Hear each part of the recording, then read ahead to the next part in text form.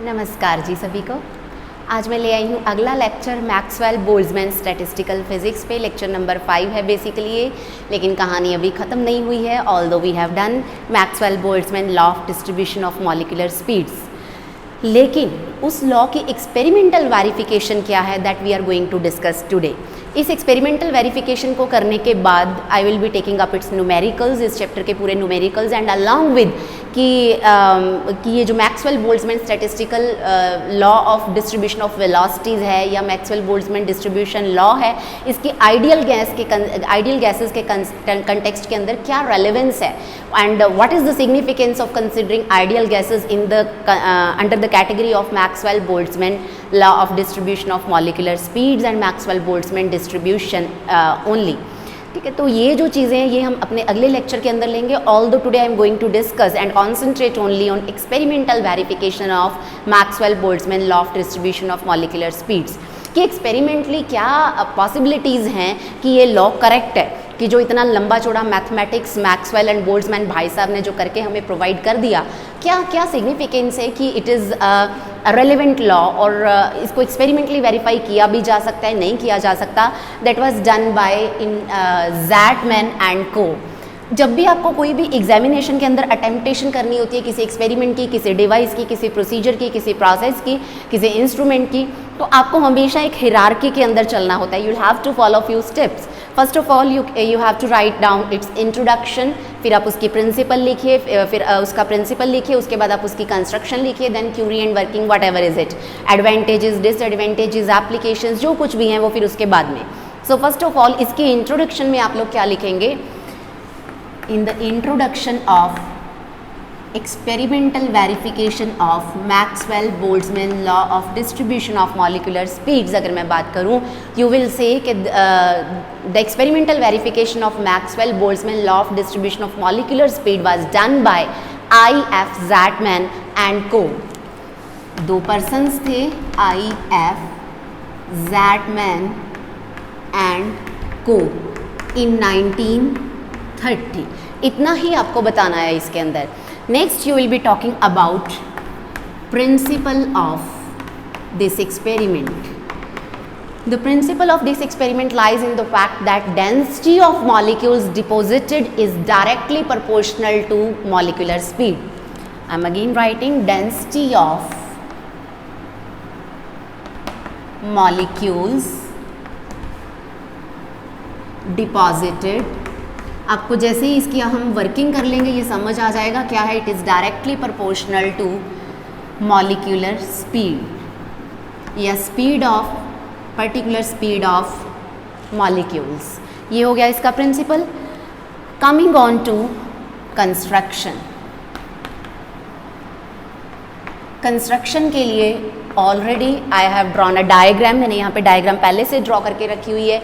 देखिए कंस्ट्रक्शन को लिखना बहुत आसान होता है। अगर आपके पास डायग्राम है एंड सिनेरियो आपके दिमाग में अंदर क्लियर है तो आप बड़े आराम से इस कंस्ट्रक्शन को लिख सकते हैं। देखिए क्या क्या चीज़ें इसके अंदर कंसीडर की गई। अवन, स्लिट और एक cylindrical drum attached with the motor and the vacuum chamber and nothing itself.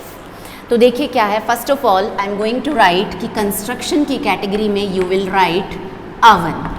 एक अवन कंसीडर किया गया यहाँ पे। There was an oven with the slit, an oven containing bismuth atoms. Bismuth consider किया गया, ठीक है, with a slit.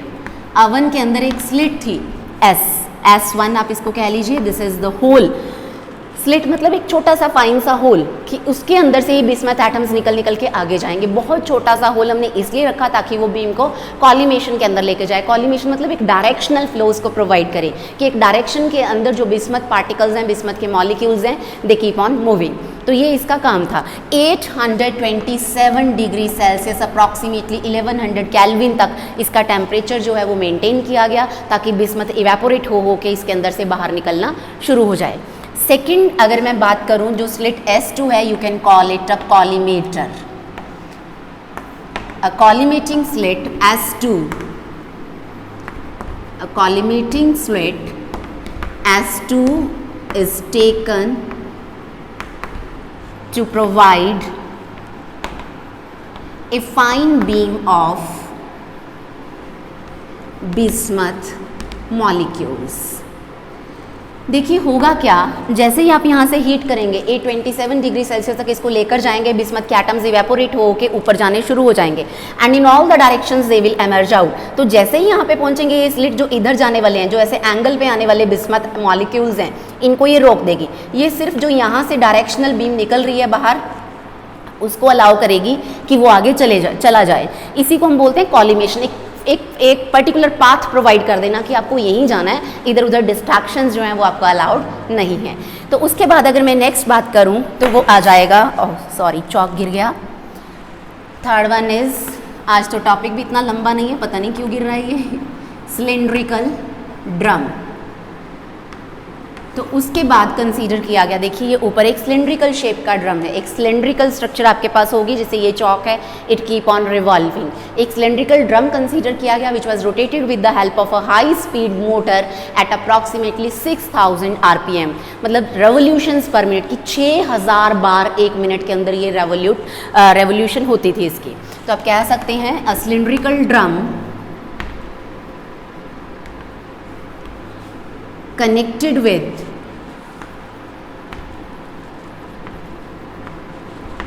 a high speed motor,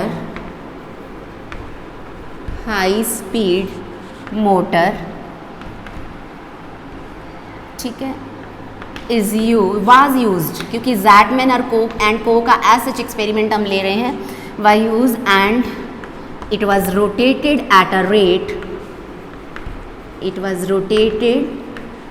a rate of 6000 RPM। मतलब ज़ैटमैन एंड को ने जो काम किया था, उन्होंने 6000 RPM फटाफट से एक मिनट के अंदर 6000 बार ये रोटेट कर जाता है। And there was a slit in it also, यहाँ पे भी एक स्लिट थी। A slit S3 is used inside this drum या on the surface of this drum. आप ये भी लिख सकते हैं कि इस ड्रम के अंदर इसकी सरफेस के ऊपर एक होल छोटा सा ड्रिल किया गया जिसको हमने बोला स्लिट S3, ठीक है। उसके बाद आप यहाँ पे कर सकते हैं, इसके बाद फोर्थ के अंदर अगर मैं कहूँ अ वैक्यूम चैम्बर। कंस्ट्रक्शन के अंदर आपके सामने ये सारी structure, oven, collimator, slit, cylindrical drum, इसी के अंदर ही आपको लिखना है सिलेंड्रिकल ड्रम के अंदर अ ग्लास प्लेट G और P। A glass plate P is mounted just opposite to hole S3 sorry S3 के बिल्कुल ऑपोजिट हमने क्या किया हुआ है, ग्लास प्लेट P लगाई हुई है, जहाँ पे जाके बिस्मथ एटम्स डिपॉजिट होंगे सारे के सारे। एंड आप कह सकते हैं उसके बाद कि ये जो सारी की सारी स्ट्रक्चर है, this was contained in an evacuated chamber, कि हमें क्या करना है, एक बाहर में एक ये जो चैम्बर है ये हमारे ऑपरेटर्स को एक तो सराउंडिंग्स के साथ सेपरेट आउट करेगा, अनदर थिंग इज कि इसके अंदर वैक्यूम क्रिएट करेंगे हम। वैक्यूम इसलिए क्योंकि अगर वैक्यूम नहीं होगा, अंदर एयर के मॉलिक्यूल्स प्रेजेंट होंगे, तो जैसे ही बिस्मथ एटम्स बाहर आएंगे लड़ाई झगड़ा शुरू कर देंगे एयर मॉलिक्यूल के साथ, because air molecules are there. एकदम से बिस्मथ के एटम निकल के आए, दोनों के बीच में कोलिजन होगी एंड जो बिस्मथ एटम्स है they will not reach up to glass plate with their natural speed, तो वो अपनी उसी स्पीड को लेके वहाँ पर नहीं पहुँचेंगे, हो सकता है कुछ एक रास्ते में रुक जाए। तो ये लड़ाई झगड़े का काम हमें नहीं चाहिए, इसके लिए हमने क्या किया, एयर को बाहर निकाल दिया बाय यूजिंग वैक्यूम चैम्बर। तो पूरे के पूरी स्ट्रक्चर को हमने एक इवैक्यूएटेड चैम्बर के अंदर रख लिया है ताकि एयर वहाँ से निकाल दी जाए। And in the last you will say कि एक माइक्रोफोटोमीटर भी ज़ैटमैन एंड को ने यूज़ किया था कंस्ट्रक्शन के अंदर ही। यू विल यूज़ नंबर 5, आप एक नंबर 5 पॉइंट लिखेंगे, number 5 माइक्रोफोटोमीटर।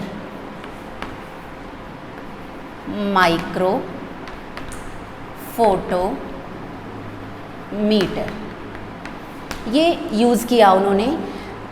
माइक्रोफोटोमीटर was use to measure the relative intensity of bismuth molecules at various positions on the glass plate. I'm again repeating, microphotometer was used to measure relative intensity of deposited bismuth molecules on the glass plate, कि जो यहाँ पे bismuth के molecules deposit हो जाएंगे, उन कितने जो ढेर बन जाएंगे वहाँ पे, जो हीप्स बन जाएंगी, उनकी रिलेटिव इंटेंसिटी क्या होगी, किस हीप के अंदर कितने मॉलिक्यूल्स प्रेजेंट है, इसको मेजर करने के लिए उन्होंने क्या यूज़ किया, माइक्रोफोटोमीटर। तो ये सिंपल सी छोटी सी कंस्ट्रक्शन थी ज़ाटमैन एंड को एक्सपेरिमेंट की। Coming on to working itself, देखिए जैसे जैसे हमने कंस्ट्रक्शन की, we have discuss the role played by each and every part. तो इसका मतलब क्या है, इसके साथ साथ वर्किंग भी साथ साथ एक्सप्लेन हो गई है, although I will repeat it. Working के अंदर आप लोग क्या लिखेंगे, you will say whenever oven is switched on, as soon as it will reach to temperature 827 degrees Celsius, bismuth molecules will be evaporated and they will reach to the glass plate via slit S2 and slit S3। तो ये यहाँ पे जाके and they will start depositing on the glass plate GP। इतना तो आप लिखेंगे, but you know that drum is rotating, क्योंकि ड्रम रोटेट कर रहा है, तो एक रोटेशन के अंदर सिर्फ एक बार S3, S2 और S1 एक लाइन के अंदर आएंगे parallel, only then bismuth molecules will be allowed to deposit on the glass plate. ध्यान से सुनिए, only once in a complete rotation S1, S2 and S3 will be aligned in a straight line and only then bismuth molecules will be allowed to go to plate P and deposit over there. Otherwise देखिए जैसे ये rotate कर रहा है, यहाँ पे whole हो, ये इस तरीके से रोटेट कर रहा है, तो एक रोटेशन के अंदर एक बार ही यहाँ पे आएगा ये, तब ये S2 और S1 के साथ पैरेलल में होगा और तभी अंदर जा पाएंगे बिस्मथ मॉलिक्यूल्स, अदरवाइज नहीं जा पाएंगे। तो सिर्फ once in a complete rotation they are allowed to fall on the glass plate. दूसरी चीज देखिए अब होगा क्या, क्योंकि every molecule is moving with its different speed. Although हमने 827 डिग्री सेल्सियस टेम्परेचर दे दिया, हमने सबको सेम एनर्जी दी है, बट उनके पास सबके पास थर्मल वेलोसिटीज भी थी खुद की, तो वो जैसे ही बाहर निकल के आएंगे तो उन सबके पास डिफरेंट स्पीड्स होंगी। तो डिफरेंट स्पीड्स की वजह से देखिए हमने RPM कांस्टेंट रखी, हमने 6000 रेवोल्यूशंस पर मिनट को चेंज नहीं किया, हमने अवन का टेम्परेचर कांस्टेंट रखा, हमने उसको चेंज नहीं किया। तो डिफरेंट क्या है, only the speeds of molecules. So fastest molecules will reach the plate first and slowest molecules will reach later on, क्योंकि ड्रम रोटेट कर रहा है। If the drum is rotating anti clockwise then molecules will large speed will strike on the left side of the glass plate P, क्योंकि देखिए ये जो है ये वाली साइड है, क्योंकि इस तरीके से ये रोटेट होके आ रहा है। जैसे ही ये ग्लास प्लेट P यहाँ पे पहुंचेगी, ये वाला पोर्शन देखिए यहाँ पर जैसे ही पहुंचेगा, फास्ट मॉलिक्यूल्स एकदम से जाके डिपॉजिट हो जाएंगे, फिर ये आगे जाएगी, फिर स्लो डिपॉजिट होंगे, फिर स्लो, यानी कि जो फास्टेस्ट मॉलिक्यूल्स हैं वो यहाँ पे इस side on left side of the plate they will be deposit. I am again repeating, fast molecules which will reach the plate first and they will be deposited on the left side of the plate. So molecules with larger speed will be deposited on left side and molecules with slower speed will be deposited on comparatively righter side of the initial ones, की जो faster move किए उनके comparison में वो right side पे आ जाएंगे। अब ज़ाटमैन and को ने क्या किया, उन्होंने ग्लास प्लेट को एक्सपोज किया 8 से 22 घंटे तक, रोटेट होता रहा ड्रम बेचारा, देखिए 22 घंटे तक। ज़ाटमैन एंड को expose this glass plate P with bismuth atoms up to 8 to 22 hours. कभी 8 बार, क्योंकि एक बार तो एक्सपेरिमेंट किया नहीं गया, बहुत बार किया गया, कभी 8 घंटे, कभी 10 घंटे, कभी 12 घंटे, कभी 22 घंटे, तो 8 से लेके 22 घंटे तक इन्होंने एक्सपोजर दिया उसको। फिर उसके बाद क्या किया, इस ग्लास प्लेट को बाहर निकाल लिया गया। Then after that glass plate was removed and density of bismuth vapors is measured along the length of the glass plate. A velocity spectrum was obtained on the glass plate. मतलब क्या है कि उस ग्लास प्लेट के ऊपर जैसे ये glass plate हमने बाहर निकाली, ये वैस्प को भी पता नहीं क्या हो गया, बार बार आई जा रहा है पास। तो देखिए जैसे ये ग्लास प्लेट बाहर निकाली, यहाँ पे एक ढेर होगा फास्ट मॉलिक्यूल्स का, फिर उनसे स्लोअर, फिर उनसे स्लोअर, फिर उनसे स्लोअर, फिर उनसे स्लोअर। तो इस तरीके से हमें स्पेक्ट्रम मिल जाएगा वेलोसिटीज़ का, हमें ढेर मिल जाएंगे, हीप्स मिल जाएंगे। तो माइक्रोफोटोमीटर को यूज़ किया गया। Microphotometer was used to measure the relative intensity of these heaps. और जो रिजल्ट्स फाइंड आउट किए गए, those results were in well agreement with the theory. Theory के अंदर मैक्सवेल एंड बोल्ट्जमैन ने क्या किया है, 3 टाइप की स्पीड्स हमें दी डिस्ट्रीब्यूशन के अंदर। कौन कौन सी थी, मोस्ट प्रोबेबल स्पीड, तो कर्व को याद कीजिए, व्हाट वाज दैट कर्व। तो कुछ इस तरीके की कर्व थी हमारे पास जो यहाँ पे आ जाती है speed, this was most probable speed. इधर वेलोसिटी थी, इधर fraction of molecules possessing a particular speed, और यहाँ पे हमें पता है V एवरेज थी, और यहाँ पर कहीं पर हमें पता है क्या थी, V RMS थी। तो देखिए V RMS ये वाली सबसे इन तीनों में की अगर मैं बात करूँ, अदरवाइज तो बहुत सारे ढेर हमें यहाँ पे मिलेंगे, बट इन तीनों की ही बात हम करेंगे। जो 3 मेजर, जो सबसे ज़्यादा कंट्रीब्यूशन वाले 3 हीप्स हमें मिलेंगे, we will be talking about those. तो इनकी स्पीड जो है, इनकी स्पीड सबसे ज़्यादा होगी, यानी कि these are the fastest molecules. अगर इनकी सबसे ज़्यादा है तो नेचुरली ये लेफ्ट साइड पे होंगे, यानी कि लेफ्ट साइड पे जो ढेर हमें मिलेगा वो किसका होगा, VRMS का। लेकिन VRMS की वैल्यू देखिए, नंबर ऑफ पार्टिकल्स कम है as compare to average and as compare to most probable, यानी कि जो अगला ढेर मिलेगा वो किसका मिलेगा, V एवरेज का। इन दोनों का कंपैरिजन करेंगे तो V एवरेज फास्ट है, अगली हीप मुझे मिलेगी V एवरेज की, लेकिन उसके नंबर ऑफ मॉलिक्यूल्स इससे VRMS से ज़्यादा है, लेकिन जो वेलोसिटी है वो इससे कम है। तो अगला इसका मिल गया। अब मोस्ट प्रोबेबल, इनकी स्पीड इन तीनों के कंपैरिजन में कम है, but maximum number of particles are present here, तो सबसे ऊंची हीप हमें मिल जाएगी V मोस्ट प्रोबेबल की, और इसी सीक्वेंस में मिलेंगी। लेफ्ट मोस्ट पे VRMS, यहाँ पे V एवरेज, और देन यहाँ पे VMP। और हमने वैल्यूज़ भी इनकी कंपेयर की, हमें पता है कि VRMS सबसे बड़ी होती है, ये उससे छोटी बहन है एवरेज वन, आप इसको ऐसे भी लिख सकते हैं और बार लगा के भी लिख सकते हैं। और सबसे छोटी बहन कौन सी है, मोस्ट प्रोबेबल स्पीड। इनका रेशो भी हम अपने पिछले लेक्चर के अंदर डिस्कस कर चुके हैं, आप लोग वो यहाँ पे रिपीट कर सकते हैं। तो जिन स्टूडेंट्स ने पिछला लेक्चर नहीं देखा है वो यूट्यूब के सर्च ऑप्शन में जाइए, doctor Divyajyoti Chawla Maxwell Boltzmann statistical physics 4 आप वहाँ पे टाइप कीजिए, वो लेक्चर निकल आएगा और उसको ध्यान से सुनिए। उसके बाद आप यहाँ पे आके इस लेक्चर को कंटिन्यू कर सकते हैं।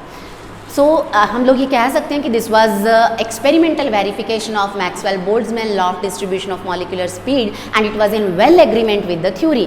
वही जो 3 वेलोसिटीज़ हमने एक्सपेक्ट की, वही 3 हिरार्की के अंदर वही हमने बातें जो की, वो सारी की सारी यहाँ पे डेमॉन्स्ट्रेट हो गई।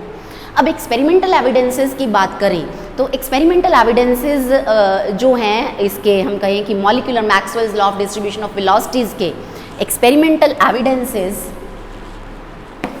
If I am talking about कि ये चलो एक्सपेरिमेंटली आपने इसको वेरीफाई कर दिया है, राइट, आपने डेरिवेशन दे दी है, क्या प्रूफ हैं और एक्सपेरिमेंट्स कौन कौन से हैं जो इसको वैलिडेट करते हैं। So experimental evidences which are in favor of Maxwell-Boltzmann law of distribution of molecular speeds। इसके अंदर first I am talking about Brownian motion of particles in colloidal solution। Brownian motion of particles in colloidal solution। ये जो zigzag motion होती है particles की in this solution, this is the direct evidence कि अंदर particles की speeds different है, क्योंकि एक यहाँ गया फिर टकराया फिर स्पीड चेंज हुई, एक यहाँ गया फिर टकराया फिर स्पीड चेंज हुई।